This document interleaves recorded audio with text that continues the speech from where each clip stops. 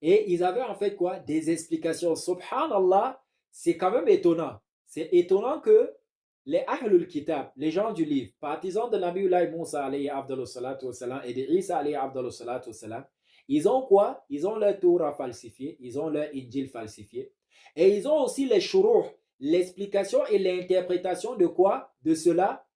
Et j'ai envie de dire le commentaire en fait de cela. Ils ont pris cela et ils ont commencé en fait à déverser à quoi? À déverser dans la Ummah islamia. C'est-à-dire que lorsque ces califes-là, bien guidés, entre guillemets, eh bien, on censurait la Ummah de celui-là qui est le Awwal Mufassir al-Qur'an fi Ummah al-Islamiyya. Allah subhanahu wa ta'ala dit wa anzalna ilayka zikra litubayyina linnas ma nuzzila ilayhim. Nous t'avons fait révéler le Coran al-Karim, nous t'avons fait descendre le Coran al-Karim, le rappel, afin que tu l'expliques aux gens. Le premier Mufassir, c'est qui? C'est le nom messager. Donc, on a censuré la sunna qui est censée nous faire parvenir les explications des versets coraniques. On a censuré cela, pas uniquement au niveau de l'écriture, non. On a censuré cela même au niveau du fait de rapporter. Il était interdit de rapporter.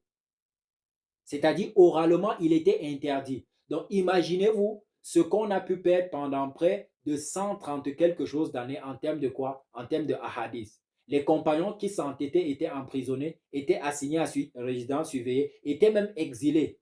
On est bien d'accord, on a perdu beaucoup. Ça, c'est une réalité.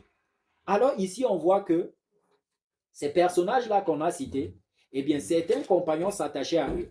Certains tabi'in s'attachaient à eux. Et ils rapportaient quoi de ces personnes-là? Ils rapportaient tout simplement quoi? Ce que ces personnes-là rapportaient de leur propre livre. Ce que ces personnes-là rapportaient de l'interprétation de leurs livres falsifiés. Ce que ces personnes-là rapportaient du commentaire de quoi? Du commentaire de leurs livres falsifiés. Et quoi? Vous allez suivre la suite. Et falam yara.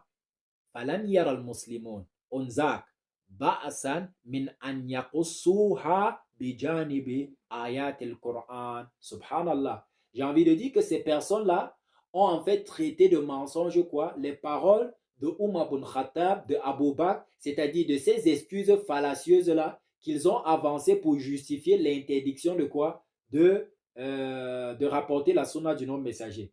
On se rappelle, Umar ibn Khattab et Abu Bakr ont dit que eh bien, j'ai voulu écrire la sunna et j'ai fait le istikhara pendant près d'un mois. J'ai demandé aux compagnons du nom messager, ils m'ont dit d'écrire. Et après, je me suis rappelé d'un peuple qui ont écrit un livre en dehors du livre de leur prophète et qui par la suite se sont beaucoup plus concentrés sur quoi? Sur les écrits, sur ce deuxième livre